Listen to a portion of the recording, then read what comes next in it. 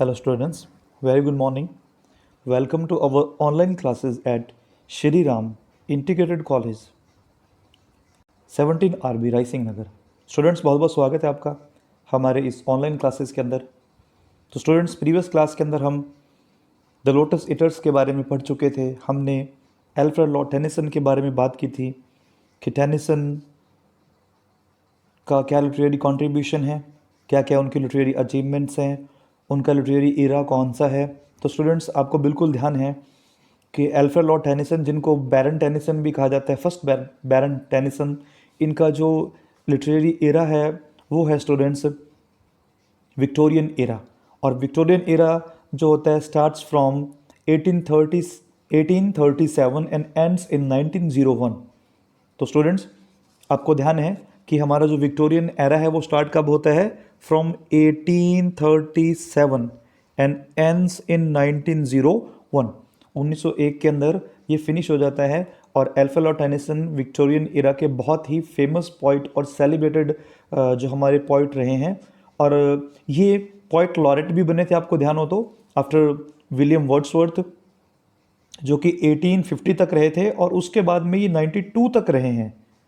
Okay students, तो इनका सबसे ज़्यादा जो as a poet laureate tenure सबसे ज़्यादा है, 42 ईयर्स का इनका पोइट जो लॉरेट का टेन्योर है। ये आप हमारी प्रीवियस क्लास में मैंने आपको पूरा डिटेल से बता दिया है कि टेनिसन कौन है, तो वो उस क्लास को आप दोबारा ढंग से देख लेना। तो आज हम स्टार्ट करने वाले हैं the lotus eaters poem. Students आज हम स्टार्ट करने वाले हैं, बहुत ही फेमस पोइम है the lotus eaters.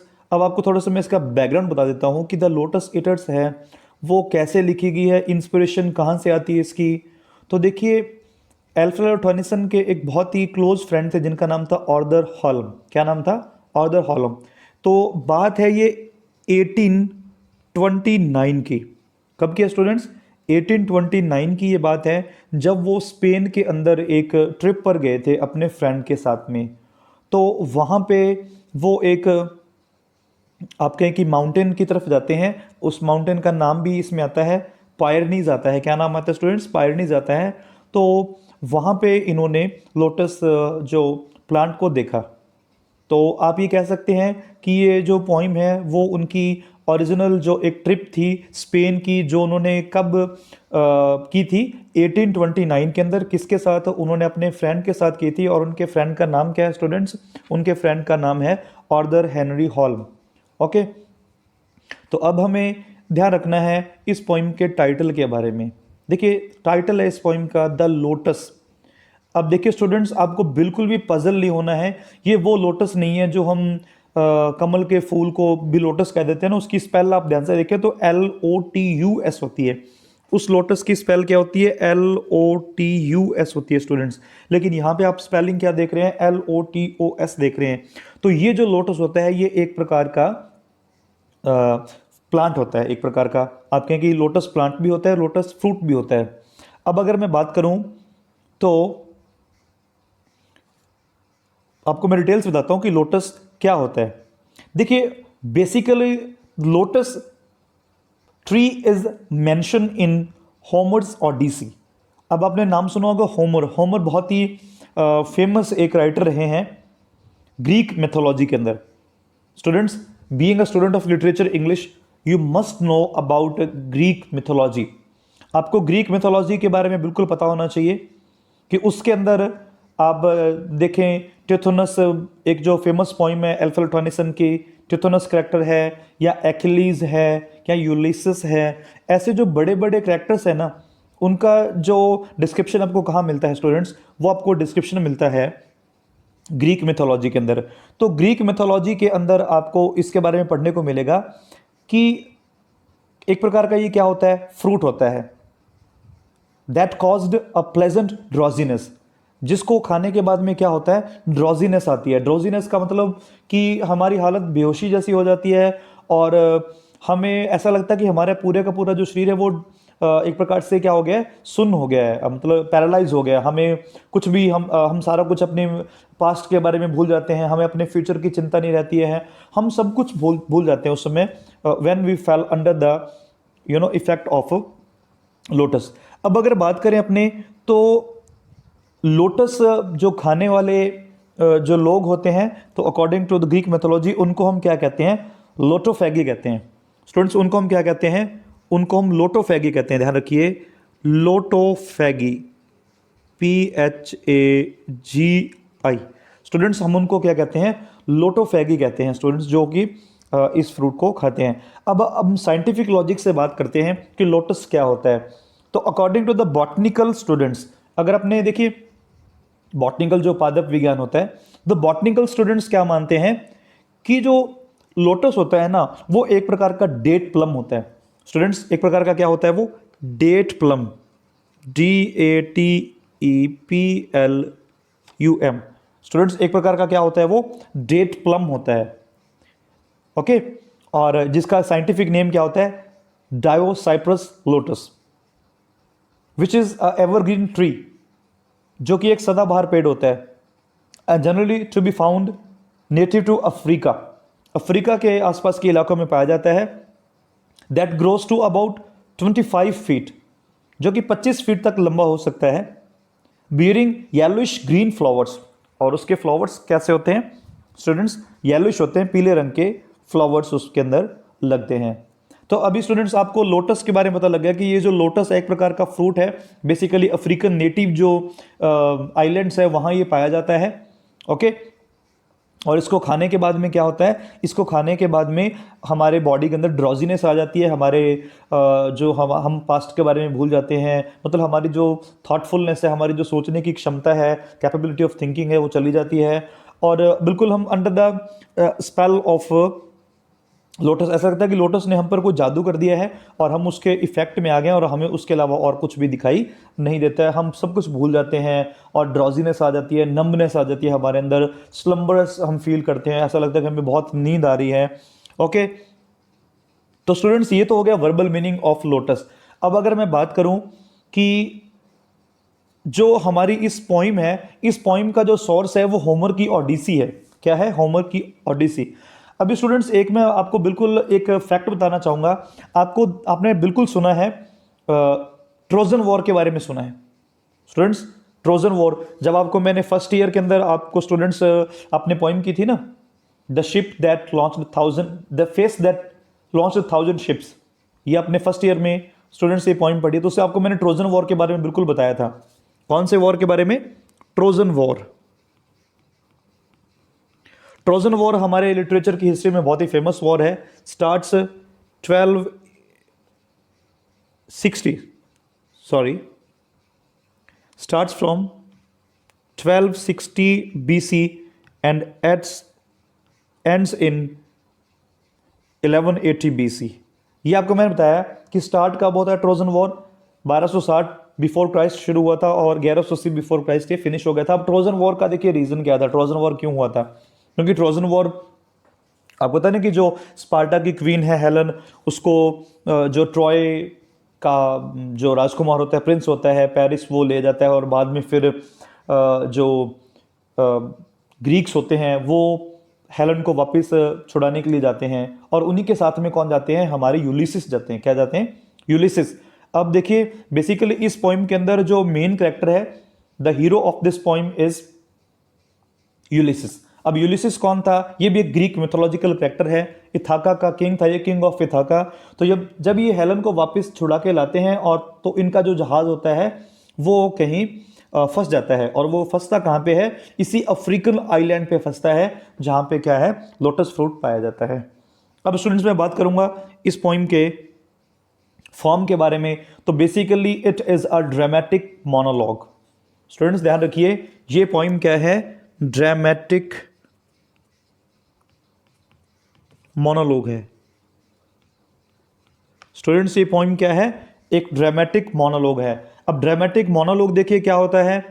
Dramatic monologue एक प्रकार की ऐसी पोइम होती है जिसके अंदर एक सिंगल स्पीकर बोलता रहता है और हमें ऐसा लगता है कि लिसनर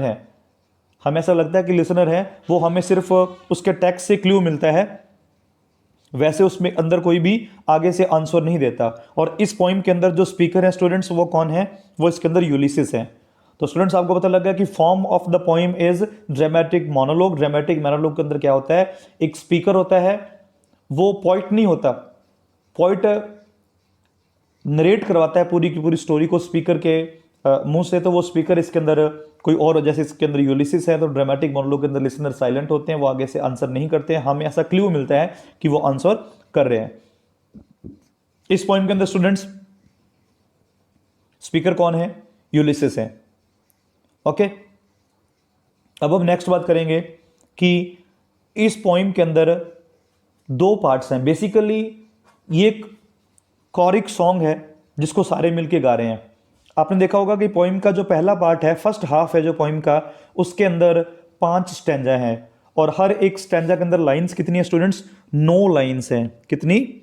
9 लाइंस हैं हर एक स्टैंजा। जैसे कि आप फर्स्ट स्टैंजा मेरे सामने देख रहे हैं, आप इसके अंदर आप लाइंस काउंट करें तो आपको 9 मिलेंगी और इन्होंने 9 लाइंस के 5 स्टैंजा बनाए हैं। तो हमारे लिटरेचर के अंदर आपको ध्यान है कि अगर स्टैंजा के अंदर 9 लाइंस होती हैं तो वो स्टैंजा कौन सा होता है? स्पेंसेरियन स्टैंजा होता है। कौन सा?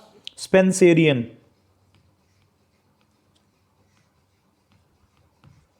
Spencerian stanza. स्टूडेंट आपने एडमंड स्पेंसर का नाम सुना है, तो स्पेंसेरियन जो स्टैंजा है उसके अंदर 9 लाइनें होती हैं। एडमंड स्पेंसर ने इसको इन्वेंट किया था, जिसकी एक फिक्स्ड राइम स्कीम होती है, ABC, इस प्रकार से इसकी राइम स्कीम होती है। तो स्पेंसेरियन स्टैंजा इन्होंने यूज किया है और बाद में कॉरिक सॉन्ग है। तो आइए स्टूडेंट्स, अब हम इस पोइम को एनालाइज करते हैं लाइन बाय लाइन। हम इस पोइम को अभी एक्सप्लेन करूंगा मैं आपके लिए। तो we will start from the very first line. Courage, he said and pointed toward the land. अब देखिए पहला ही शब्द क्या है यहाँ पे? क्रेज। अब क्रेज का मतलब साहस रखो। देखिए होता क्या है, यूलिसिस जो और उसके साथ में जो मैरिनर्स हैं, ये एक समुद्री यात्रा से वापस आ रहे होते हैं। समुद्री यात्रा को हम इंग्लिश में क्या कह देते हैं? वॉयज कह देते हैं। तो वॉयज से ये वापस आ रहे होते हैं, इनका जहाज वहां पे उस आइलैंड पे फंस जाता है।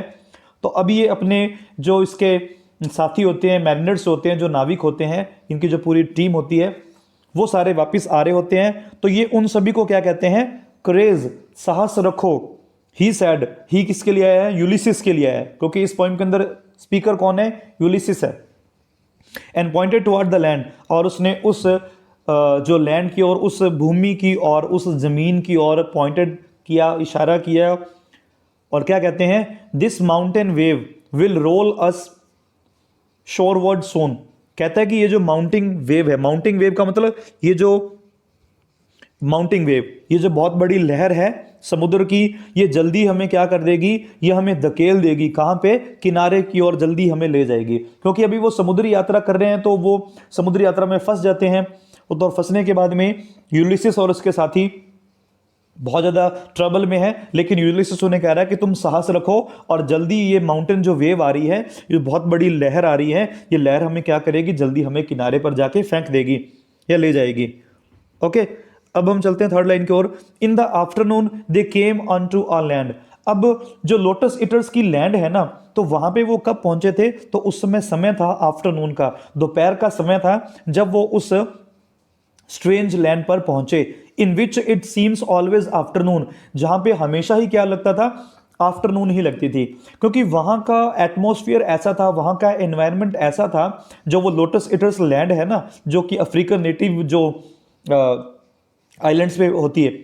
ओके, तो कहता है कि वहां का एटमॉस्फेयर ऐसा है, वहां का वातावरण, एनवायरनमेंट ऐसा कि वहां पे हमेशा ही क्या लगती है आपको? आफ्टरनून ही लगेगी। क्योंकि जो भी वहां पे जाता है और उसने अगर लोटस फ्रूट, क्योंकि वहां पे खाने के लिए सिर्फ लोटस फ्रूट है, और लोटस फ्रूट को खाने के बाद में क्या होता है कि हमारी फिजिकल और हमारी मेंटल स्टेट ऐसी हो जाती है कि हमें वहां पे एक जैसा ही वेदर आता है। All round the coast the languid air did swoon. कहता है चारों ओर एक ही प्रकार की जो हवा बह रही है। देखिए यहां पे आ रहा है लैंग्विड एयर डिड स्वून। स्टूडेंट्स यहां पे अभी आपने देखा कि वो कह रहा है कि हमेशा ही यहां पे क्या दिखता है आपको? एक ही तरीके का स्टूडेंट्स मौसम देखने को मिलेगा, और वहां हमेशा क्या रहता है स्टूडेंट्स? हमेशा वहां पे क्या रहती है? आफ्टरनून रहती है। और फिर वहां कहता है हवा कैसी है वहां की? हवा वहां की है लैंग्विड। अब लैंग्विड क्या होता है?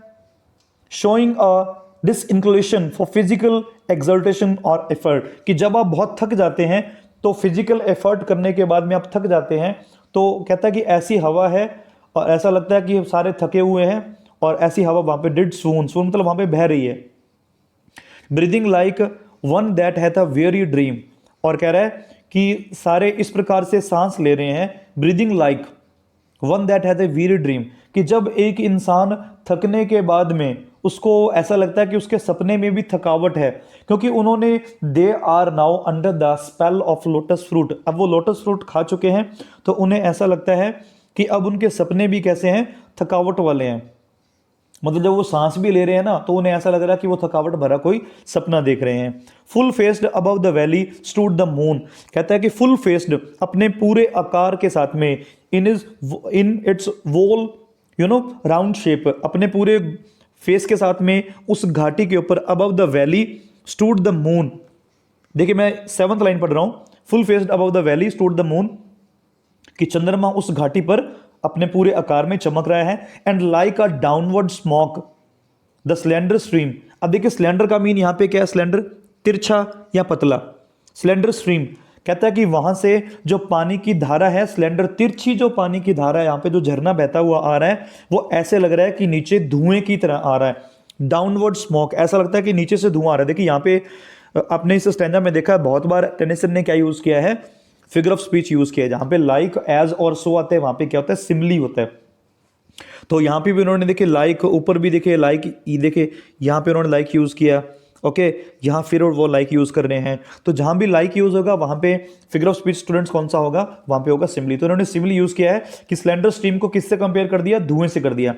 Along the cliff to fall, कहता है कि जो क्लिफ चोटी होती है, पीक होता है माउंटेन का, तो ऐसा लगता है, कहते हैं कि cliff to fall and pause, ऐसा लगता है कि वो ऊपर से गिर रही है और रुक रही है। एंड फॉल डिड सीम, और लास्ट में वो हमें नीचे गिरती हुई दिखाई दे रही है। तो देखिए फर्स्ट स्टैंजा के अंदर स्टूडेंट्स आपने क्या देखा कि वो अपने सभी साथियों को कह रहा है कि बहुत जल्द हमें ये लहरें किनारे पर ले जाएंगी, और फिर उन्होंने वहां के एटमॉस्फेयर की बात की है। ओके स्टूडेंट्स, तो आपको ये फर्स्ट स्टैंजा समझ आया, तो अब हम चलते हैं इसके सेकंड स्टैंजा की ओर। ओके स्टूडेंट्स, तो अब मैं स्टार्ट कर रहा हूं सेकंड स्टैंजा। तो सेकंड में क्या कह रहा है, देखिए पूरी पोइम के अंदर बोल कौन रहा है, यहां पे यूलिसिस बोल रहा है, क्योंकि यूलिसिस इसके अंदर क्या है, स्पीकर है, क्योंकि ये पोइम क्या है, एक ड्रामेटिक मोनोलॉग है। A land of streams some like a downward smoke, अब देखिए उन्होंने इस लैंड को क्या बोला, देखिए फर्स्ट लाइन में अ लैंड ऑफ स्ट्रीम्स बोला है, कहता है कि ये जो है वो धाराओं की, झरनों की ही जमीन है, लैंड है, धरती है। Some like a downward smoke, ऐसा लगता है कि ऊपर से धुआं आ रहा है। देखिए जब पहाड़ी से झरना बहता है ना, तो पानी जो होता है वो बिल्कुल लाइक अ स्मोक लगता है, धुएं की तरह लगता है, फॉगिश लगता है। तो इसलिए वो कह रहा है slow dropping veils of thinnest lawn, देखिए लॉन, यहाँ पे लॉन का मीनिंग यहाँ पे क्या है, जो घास के मैदान होते हैं। वेल का मीन क्या होता है, घूंघट होता है। तो कहता है कि आप दूर, slow dropping veils of thinnest lawn, कहता है कि पहाड़ी के ऊपर से जो घास के मैदान है वो ऐसे लग रहे हैं कि जैसे मान लो पहाड़ियों ने घास का घूंघट पहन रखा हो, जो कि नीचे की ओर लटक रहा है। Did go and some through wavering lights and shadows broke, कहता है कि वहां पे जो लाइट पड़ती है ऊपर सूर्य की, वेवरिंग लाइट्स, मतलब जो वहां पे पेड़ है या वहां पे घास है, तो वहां पे धूप है वो ऐसी लगती है कि कहीं बीच में छाया भी है, कहीं धूप भी है। तो अनइवन सा वहां पे सनलाइट है। शेडोज ब्रोक, वहां पे जो परछाइयां हैं वो क्या होती हैं, ब्रोक हो जाती है वहां पे। मतलब आपने देखा होगा ना कि जैसे सनलाइट बढ़ता है तो हमारी परछाई छोटी होती है, जैसे सूर्य सनसेट की ओर होता है तो फिर हमारी परछाइयां बड़ी होती हैं। Rolling a slumberous sheet of foam below, कहता है कि जैसे ही वो पानी का झरना नीचे आता है ना, rolling a slumberous sheet of foam, देखिए फोम का मीन क्या होता है, झाग, पानी की जो झाग बनती है उसे हम क्या कहते हैं, फोम। आप देखा होगा ना कि जब बहुत सारा पानी एक जगह इकट्ठा गिरता है तो वहां पे वो फोम बनती है। तो कहता है कि ऐसे लग रहा है कि जब वो पानी ऊपर से नीचे गिर रहा है ना, नीचे की ओर, तो वहां पे नीचे फोम बन रही है, और ऐसा लग रहा है कि वो हमारे लिए क्या लेके आ रहा है, अ स्लम्बरस शीट लेके आ रहा है। देखिए स्लम्बरस मीन होता है, स्लम्बर में होता है नींद, तो ऐसा लगता है कि वो हमारे लिए वो फोम नींद लेके आ रही है। ऐसा लगता है कि हमारे लिए वो नींद की शीट लेके आ रहा है, और वो शीट हम पर आ जाती है या हमें ढक लेती है और हमें अपने इफेक्ट में ले लेती है। They saw the gleaming river seaward flow, उन्होंने, अब देखिए ग्लीमिंग का मीन चमकदार, ग्लीमिंग का मीन क्या है यहाँ पे, ग्लीमिंग चमकदार। उन्होंने क्या देखा, एक चमकदार रिवर देखी, नदी देखी, जो किस ओर जा रही है, समुद्र की ओर बह रही है, seaward. From the inner land, जो वहां की जमीन है, उस जमीन में से वो कहां जा रही है, उस समुद्र की ओर जा रही है। फार ऑफ 3 माउंटेन टॉप्स, दूर कहीं कहता है कि मैं क्या देख पा रहा हूं, 3 माउंटेन टॉप, वहां पे मैं क्या देख रहा हूं, 3 चोटियां देख रहा हूं, पहाड़ की चोटियां टॉप्स होती हैं। 3 silent pinnacles of aged snow, pinnacle का मीन क्या होता है, टॉप, जिसको आप शिखर कहते हैं। कहता है कि उन 3 जो माउंटेन है, पहाड़ है, उनके ऊपर 3 चोटियां हैं, 3 साइलेंट, ऐसा लगता है कि वो बिल्कुल साइलेंट है। क्यों साइलेंट है, ऑफ एज्ड स्नो, वो कहता है बर्फ से ढकी हुई है, एज्ड स्नो, और ऐसा लगता है कि वो बिल्कुल, जिस प्रकार से कहता है कि एक इंसान जब बूढ़ा हो जाता है तो ऐसा उसकी जब एज काफ़ी कंप्लीट हो जाती है तो वो चुप चुप रहता है, तो इसलिए कहता है कि उन्होंने पिनेकल्स को शांत बोला है, साइलेंट बोला है पिनेकल्स को। पिनेकल्स कभी साइलेंट नहीं हो सकती, तो यहाँ पे अलंकार कौन सा है, कौन सा फिगर ऑफ स्पीच है, पर्सोनिफिकेशन है, कि जब अपने जो नॉन लिविंग ऑब्जेक्ट्स को जब हम लिविंग बनाते हैं तो वो क्या बन जाता है students, personification. Stood sunset flushed, कहता है कि वहां पे जो सूर्य अस्त अभी होने वाला है और बिल्कुल फ्लश्ड, वो चमक रहा है। ड्यूड विद शावरी ड्रॉप्स, जल्दी ही क्या हो जाएगा, वहां पे जो ओस की बूंदे आ जाएंगे। देखो ड्यूड विद शावरी ड्रॉप्स, कह रहा है जल्दी ही, शावरी ड्रॉप्स का मतलब यहां पे क्या है, यहाँ पे बारिश से मतलब नहीं है कि वहां पे जल्दी ही क्या आ जाएंगी, देखा होगा आपने ना कि शाम के समय में ड्यू पड़ती है, तो जल्दी कहता है कि ओस की बूंदे आ जाएंगी। Okay, up clomb the shadow pine, और कहता है कि वहां पे बड़े बड़े देवदार के पेड़ लगे हुए हैं। देवदार, पाइन क्या होता है, देवदार का वृक्ष होता है। अबव द वूवन कॉप्स, और कहता है कि वहां पे बहुत सारी जो छोटी मोटी झाड़ियां हैं और वहां पे क्रीपर्स हैं, बेल हैं, और उन सभी के बीच में जो पाइन देवदार के पेड़ हैं, या आपने कई बार देखा होगा ना कि पेड़ों के ऊपर भी बेल आ जाती है। ओके, तो इस प्रकार से हमारा ये दूसरा स्ट्रेंथ है। तो आपको बिल्कुल समझ आया, आप इसको रिपीट भी कर सकते हैं स्टूडेंट्स द्वारा देख के। चलिए अब हम चलते हैं हमारे थर्ड स्ट्रेंथ की ओर। The charmed sunset lingered low adown, कहता है कि बहुत ही चार्म दिखने वाला, चार्म मतलब यहां पे क्या है, sorry students,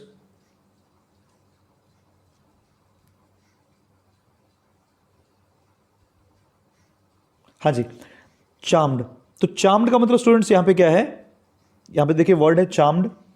sunset lingered low adown, कहता है कि ऐसा लग रहा है कि सूर्य अस्त होता हुआ बहुत ही चार्म लग रहा है, बहुत ही आकर्षित करने वाला, अट्रैक्टिव लग रहा है, और ऐसा लगता है कि वहां पे वो लिंगर्ड मतलब वहीं पे रुक गया वो नीचे की ओर, इन द रेड वेस्ट। अब रेड वेस्ट किसको बोला गया, आपने देखा होगा ना कि ड्यूरिंग द इवनिंग जब सूर्यास्त होता है तो वेस्ट के अंदर पूरी तरीके से जो रेड कलर आपको बहुत ज्यादा दिखाई देता है। Through mountain clefts the dale, अब देखिए स्टूडेंट्स यहां पे आपको उसके एटमॉस्फेयर के बारे में बताया जा रहा है।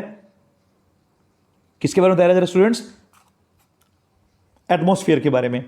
कह रहा है कि वहां पे पश्चिम में आप देखेंगे कि पूरी पश्चिम बिल्कुल रेड हो जाती है, जो वेस्ट हमारा जो डायरेक्शन है वो रेड हो जाता है। Through mountain cleft the dale, कह रहा है कि जो बड़े बड़े जो पहाड़ हैं उनके अंदर से आप घाटियों की चोटियों को देख सकते हैं। डेल का मीन यहाँ पे क्या है, वैली। डेल का मीन स्टूडेंट्स यहाँ पे क्या है, वैली, घाटी। वॉज सीन फॉर इलैंड, दूर दूर तक आप क्या देख सकते हैं, पहाड़ देख सकते हैं, वहां पे घाटियां देख सकते हैं उस जमीन के अंदर। And the yellow down bordered with palm. Okay students, अब यहां पे हम बात करेंगे, देखिए टेनिसन ने बहुत ही सुंदर तरीके से वहां के एटमॉस्फेयर को स्टूडेंट्स हमारे सामने, देखिए पाम क्या होता है, पाम एक प्रकार का पेड़ होता है, ठीक है। तो कहता है नीचे हम जाएंगे, and the yellow down bordered with palm, और कहता है कि नीचे आप देखेंगे जब पहाड़ियों से या घाटियों से नीचे आप देखते हैं तो वहां पे बहुत सारे पाम ट्री लगे हुए हैं, और अ मैनी वाइंडिंग वेल, वहां पे बहुत सारी घुमावदार घाटियां भी है, वाइंडिंग वेल घुमावदार घाटियां वहां से। एंड मिडो, मिडो क्या होते हैं, पास्चर्स, चारागाह, जहां पे पशु वगैरह अपना चारा वगैरह लेते हैं ना, मिडोज उनको कहा जाता है। सेट द स्लेंडर गैलिन गेल, अब देखिए स्टूडेंट्स यहां पे बात करेंगे गैलिन गेल।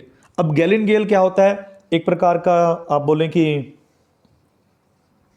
अरोमेटिक प्लांट होता है, एक ये सहज में उगता है, दलदली इलाकों में उगता है, अरोमेटिक होता है, बहुत ही इसके अंदर अरोमा आती है, खुशबू आती है, परफ्यूम्स में यूज किया जाता है गैलिन गेल को। ओके, कुलंजन इसको हिंदी में बोला जाता है, कुलंजन। तो कहता है कि वहां पे बहुत सारे चारागाह हैं, सेट विद स्लेंडर गैलिन गेल, वहां पे बहुत सारी पतली पतली आपको गैलिन गेल कुलंजन मिल जाएगी आपको वहां पे। A land where all things always seem the same, a land where all the things seem the same. अब उसने ऐसा क्यों कहा है? ऐसी जमीन जहां पे सारी चीजें हमेशा क्या लगती हैं, एक जैसी लगती हैं। अब एक जैसी कब लग सकती हैं? कि जब अपने किसी के इफेक्ट में आते हैं, कि जब लोटस अपने खा लिया है तो अब हमारा जो माइंडसेट ऐसा हो जाता है कि हमें सब कुछ ही एक जैसा लगता है। और वैसे भी इस जो लैंड की खास बात क्या है कि सारा कुछ यहाँ पे सेम लगता है। प्रीवियसली आपने देखा था कि वो कहता है कि हमेशा यहाँ पे आफ्टरनून ही रहती है। एंड राउंड अबाउट द कील विद फेसेस पेल। ओके, अब हम नेक्स्ट लाइन को पढ़ रहे हैं students. And round about the कील विद फेसेस पेल। और कह रहा है कि उसने क्या कर दिया है, जो वहां पे सूर्य की रोशनी पड़ रही है ना, देखिए यहां पे वर्ड है कील। तो कील का मीन क्या होता है स्टूडेंट्स? कील का मीन होता है किसी चीज को पलट देना, अपोजिट कर देना, किसी चीज को बदल देना। तो अब कहता है कि वहां की जो सूर्य की रोशनी है ना, उसने क्या कर दिया है, विद फेसेस पेल, उसने चेहरों को बदल दिया है। चेहरों को क्या कर दिया है? बदल दिया है। किस में बदल दिया है? पीलेपन में। और पहले कौन से थे? नीचे पढ़ते हैं, dark faces pale against the rosy flame. कहता है कि जैसे वहां पे सूर्य की रोशनी पड़ती है ना, उसकी रोजी फ्लेम पड़ती है, मतलब उसकी जो गुलाब जैसी किरणें पड़ती है ना, तो वो क्या करती हैं, जो लोटस इटर्स लैंड पे लोग रहते हैं ना, वहां पे आपने देखा होगा ना कि अफ्रीकन लोगों की स्किन जैसे ज्यादा डार्क होती है। तो कहता है कि डार्क फेसेस हैं, उनके चेहरे काले रंग के हैं, बहुत ही डार्क हैं, तो उनको कील कर दिया है, मतलब बदल दिया है। किसने बदल दिया है? रोजी फ्लेम ने, सूर्य की गुलाबी किरणों ने किसने बदल दिया है? पीलेपन में बदल दिया है students. The mild eyed melancholy lotus eaters came. और कह रहा है, अब देखा ना कि वो उनके, ऐसा लगता है कि उनके स्वागत के लिए आ रहे हैं। यूलिसिस और उसके जो साथी है ना, ऐसे लगता है कि वो उनके स्वागत के लिए आ रहे हैं स्टूडेंट्स। कौन आ रहे हैं? Lotus eaters. अब लोटस इटर्स दिखने में कैसे हैं? उनकी आंखें माइल्ड आइड मेलांचली, उनकी आंखों में उदासीनता है, ऐसा लगता है कि वो डिसअपॉइंटेड है, बड़ा नम्बनेस है, बड़ी उनके अंदर ड्रॉजीनेस है। वो उनको जब वेलकम करने आते हैं तो उनके चेहरे जैसे ही सूर्य की गुलाबी किरणों के सामने आते हैं तो वो काले से कैसे दिखने लगते हैं? पीले दिखने लगते हैं। ओके स्टूडेंट्स, तो इस तरीके से हमारा ये जो थर्ड स्टैंजा हमारा कंप्लीट होता है। अब हम चलते हैं नेक्स्ट स्टैंजा की ओर स्टूडेंट्स। ओके, फोर्थ स्टैंजा है हमारा स्टूडेंट्स। तो अब हम अपने फोर्थ स्टैंजा की ओर चलते हैं, शुरू करते हैं इसको। Branches they bore of that enchanted stem. अब कहता है कि जैसे ही जो लोटोफैगी है ना, जो लोटस इटर्स खाते हैं, या वहां के जो नेटिव्स हैं, लोटस इटर्स लैंड के जो नेटिव हैं, वो लोग आते हैं और उनके हाथों में क्या होता है? ब्रांचेस। ब्रांचेस किसकी होती हैं? Of that enchanted stem. देखिए किसकी ब्रांचेस है स्टूडेंट्स? ब्रांचेस किसकी हैं? यहां पे देखिए, मैं दोबारा आपको इसमें थोड़ा राउंड कर रहा हूं इसको। इनचेंटेड स्टेम। अब इनचेंटेड का मीन क्या होता है? कि जो अपने को किसी स्पेल में, किसी जादू में ले जाता है, या हमें अपने वश में कर लेता है। इंचेंट स्टेम किसको बोला गया है? लोटस प्लांट के स्टेम को बोला गया है। Students, I want to remind you कि इनचेंटेड स्टेम किसको बोला गया है? जो लोटस प्लांट का जो स्टेम तना होता है। तो कहता है कि उसकी जो ब्रांचेस उनके हाथ में है, laden with flowers and fruit. वो टहनियां जो होती है, ब्रांचेस होती हैं, वो किससे? लेडन मतलब लदी हुई है। Ample of flowers and fruits on it, उस पर बहुत सारे फूल लगे हैं, बहुत सारे उस पर फ्रूट्स लगे हुए हैं। Where of they gave to each. और जहां पे जितने भी यूलिसिस और उसके मैरिनर्स थे ना, उन सभी को उन्होंने एक एक वो टहनी दे दी। वो टहनियां लेके कौन आया था स्टूडेंट्स? लोटोफैगीज। जो लोटस इटर्स पे रहने वाले लोग हैं ना, वो यूलिसिस और उसके साथियों का जब वो समुद्री यात्रा से वापस आ रहे थे ना, ध्यान रखना, इस वीडियो को आप दोबारा देखें तो आपको क्लियर समझ आ जाएगा कि जब वो वहां पे उस लैंड पे पहुंचते हैं ना, तो वहां के जो लोग हैं वो उनका वेलकम करने आते हैं। और वेलकम कैसे करने आते हैं? अपने हाथ में लोटस प्लांट की उनके टहनियां होती हैं, ब्रांचेस होती हैं, laden with flowers and fruits, और सभी को उन्होंने एक एक दिया। But who so did receive of them. कहता है कि जिस किसी ने भी, वो सो जिस किसी ने भी, डिड रिसीव ऑफ देम, उनमें से वो टहनी ली उनके हाथों में से, एंड टेस्ट, और उसको टेस्ट किया। To him the gushing of the waves.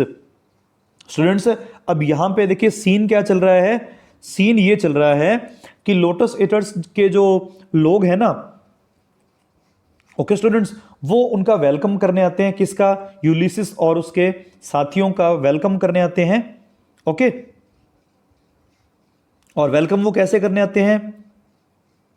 अपने हाथों में लोटस जो ब्रांच है, उसके फूलों से लदी हुई है, फ्रूट से जिस किसने भी उसको आगे लिखा ना, रिसीव किया और टेस्ट किया, to him gushing of the wave, ऐसा लगा कि जैसे लहर ने उनको झकझोल दिया है, या आप ये कहें कि लहर उनको मतलब आप कहें कि उनको एक प्रकार से शेक किया है, किसी लहर ने, कोई लहर उनसे आके टकराई है, ऐसा लगता है बहुत बड़ी लहर से वो टकरा गए हैं। Far far away did seem to mourn and rave, और ऐसा लगता है कि दूर दूर तक सिर्फ उनको क्या सुनाई दे रहा था, मॉर्न मतलब विलाप, and rave on alien shores. अब एलियन का मतलब यहाँ पे क्या है, विदेशी। एलियन का मीन क्या होता है, विदेशी, क्योंकि वो खुद की जमीन पर नहीं है, क्योंकि यूलिसिस तो था क्या है, लेकिन वो कहाँ पे हैं, अफ्रीकन लैंड पे हैं। वो कहाँ पे हैं, अफ्रीकन लैंड पे हैं। तो दूर कहीं उन्हें ऐसा मौन विलाप कहीं दिखाई दे रहा है एलियन शोर्स पे। Okay, and if this fellow spake his voice was thin, और कहता है कि अभी वो बोल नहीं पा रहे हैं, कुछ भी नहीं बोल पा रहे हैं, because they are now under the spell bound of lotus fruit. अभी वो लोटस फ्रूट के बिल्कुल इफेक्ट में है, कोई बोल नहीं पा रहा है। If his fellow spake, spake मतलब यहां पे बोलता है, हिज वॉइस वॉज थिन, तो उसकी आवाज बहुत ही धीमी है, बहुत ही पतली है। As voices from the grave, ऐसे लग रहा है कि उनकी आवाज कहां से आ रही है, किसी ग्रेव में से आ रही है, किसी कब्र में से आ रही है। क्योंकि शुरू में मैंने बताया था कि लोटस जब एक बार इंसान खा लेता है तो बिल्कुल वो नम्बनेस में चला जाता है, पैरालाइज हो जाता है बिल्कुल वो। तो उनकी आवाजें बहुत ही धीरे धीरे आ रही है, ऐसा लगता है किसी कब्र में से बोल रहे हैं। And deep asleep he seemed, और ऐसा लगता है कि बहुत ही गहरी नींद में वो सो गए हैं। येट ऑल अवेक, हालांकि वो सारे जाग रहे हैं, फिर भी लगता है वो किसी नींद में खो रहे हैं। And music in his years his beating heart did make, और कह रहा है कि सभी के कानों में सिर्फ एक आवाज गूंज रही है। वो आवाज क्या है, एक दूसरे के जो हार्ट बीट है ना, वो उसको क्लियरली सुन पा रहे हैं, क्योंकि सभी कोई आवाज नहीं कर रहे हैं, कोई कुछ नहीं बोल रहा है। तो इतना ज्यादा वहां पे साइलेंस है कि उनको एक दूसरे के हार्ट बीट भी सुन रही है। ओके, तो इस प्रकार से जो हमारा फोर्थ स्टैंजा कंप्लीट होता है। तो अब हम चलते हैं इसके फिफ्थ स्टैंजा की ओर। ओके स्टूडेंट्स, अब हम स्टार्ट करते हैं इसका फिफ्थ स्टैंजा।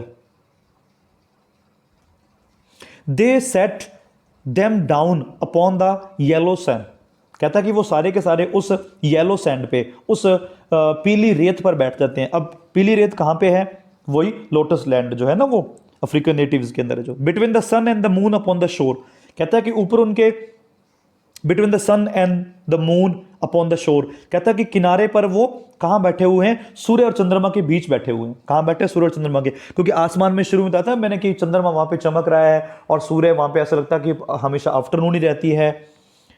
एज स्वीट, देखिए मैं क्लियर करना चाहूंगा स्टूडेंट्स, क्या है यहां पे, देखिए सूर्य और चंद्रमा दोनों क्यों कह रहा है, क्योंकि एक तरफ तो वहां पे हमें लगता है कि सूर्य भी है और वहां पे मून भी लगता है, क्योंकि हमें मौसम ऐसा लगेगा वहां पे कि हमेशा आफ्टरनून है, लेकिन ऐसा लगता है क्योंकि हम लोटस के इफेक्ट में चले जाते हैं।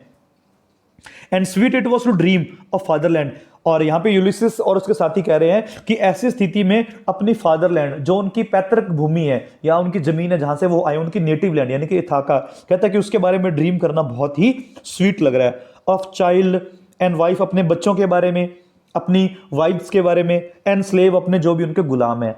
तो यूलिसिस और साथी क्या कह रहे हैं कि जब वो उस जमीन पर बैठे हुए हैं, क्योंकि they are now under the effect of lotus, वो लोटस के इफेक्ट में है, अब वो बिल्कुल बैठे हुए हैं। और वहां पे कहता है कि ड्रीम लेना, सपना लेना, सोचना, अपने फादरलैंड के बारे में सोचना, अपने बच्चों के बारे में सोचना, अपनी पत्नी के बारे में, अपने स्लेव, अपने गुलाम जो उनके बारे में सोचना उन्हें बहुत अच्छा लगता है। But every most weary seemed the sea weary the oar. अब देखिए इसके बाद में हम बात करेंगे कि अभी वो क्या कर रहे हैं, अभी उन्होंने वो फ्रूट खा लिया है और बिल्कुल नम्बनेस में चले गए हैं, ड्रॉजीनेस में वो चले गए हैं, और उन्हें ऐसा लगता है कि अब अगर वो अपने फादरलैंड के बारे में सोचेंगे, अपने बच्चों के बारे में, बड़ा अच्छा लग रहा है उनको सोच के। But every most very seem the sea, और कहता है कि उन्हें अब जो समुद्र है ना, समुद्र भी कैसा लग रहा है, वेरी, बड़ा थका थका सा लग रहा है। वैसे देखिए समुद्र में हमेशा लहरें बहती रहती हैं और हमेशा ही वो पूरा एक्टिव रहता है, लेकिन उन्हें अब ऐसा लग रहा है कि वो जो समुद्र है वो भी क्या है, वो एक प्रकार से रुक गया है, वो भी थक गया है। वेरी द और, देखिए और का मीन क्या होता है स्टूडेंट, जो नाविक होता है ना, जो नाविक जो नाव को लेके जाता है, ओके, तो जिसको अपने आप मल्लाह भी कह देते हैं, नाविक आप कह देते हैं जिसको, ओके, जो नाव को चला के लेके जाता है ना, जो हाँ जी, तो कहता है कि वो भी थका हुआ है। Weary the wandering fields of barren foam, और कह रहा है कि भटकते भटकते अब जो खेत वगैरह भी उनको कैसे लगते हैं कि सारे के सारे फील्ड भी थके हुए हैं। ऑफ बैरन फॉर्म, बैरन का मीन यहाँ पे बंजर से है। ऐसा लगता है कि सारी जमीन उनको आसपास में बंजर दिखाई देती है, क्योंकि वहां पे कुछ नहीं है। बंजर क्यों दिखाई दे रही है? क्योंकि अभी उनका जो मेंटल स्टेट है वो काम नहीं कर रही है। They some one said, then someone said, तभी उनमें से किसी ने क्या कहा? We will return no more, अब हम वापिस नहीं जाएंगे। कहां वापिस नहीं जाएंगे? उनकी नेटिव लैंड जो इथाका है। And all at once they sang, और सारे मिलकर क्या गा रहे हैं? अवर आइलैंड होम, यही हमारी आइलैंड होम है, यही हमारा घर है। Is for beyond the wave, लहरों से बहुत दूर। वी विल नो लॉन्गर रोम, अब हम और नहीं भटकेंगे। रोम का मीन क्या है यहाँ पे? भटकना। ओके, और का मीन आपको मैंने यहाँ पे क्या बताया? जो नाविक होता है। ओके, तो स्टूडेंट्स इस तरीके से इस पोइम का फर्स्ट हाफ हम आज कंप्लीट कर चुके हैं। हमारी नेक्स्ट वीडियो में अब हम इस पोइम का जो कोरिक सॉन्ग है, क्योंकि आपको मैंने शुरू में बताया कि ये पोइम एक ड्रामेटिक मोनोलॉग है। शुरू के जो इसका फर्स्ट हाफ है उसके अंदर टेनिसन ने क्या किया है? 9 लाइन्स का एक स्टैंजा यूज किया है, और उसके अंदर 5 स्टैंजा है हमारे फर्स्ट हाफ के अंदर। सेकंड हाफ इसका कोरिक सॉन्ग है, जो कि सारे एक मिलकर जो सॉन्ग गाते हैं, ग्रुप पूरा गा रहा है, यूलिसिस और उसके मैरिनर्स। तो उसको हम स्टूडेंट्स करने वाले हैं हमारी नेक्स्ट क्लास में। तो आज के लिए स्टूडेंट्स इतना ही। इस वीडियो को आप ध्यान से देखें, आपको पॉइंट बिल्कुल समझ आई होगी। Thanks for watching, have a great time.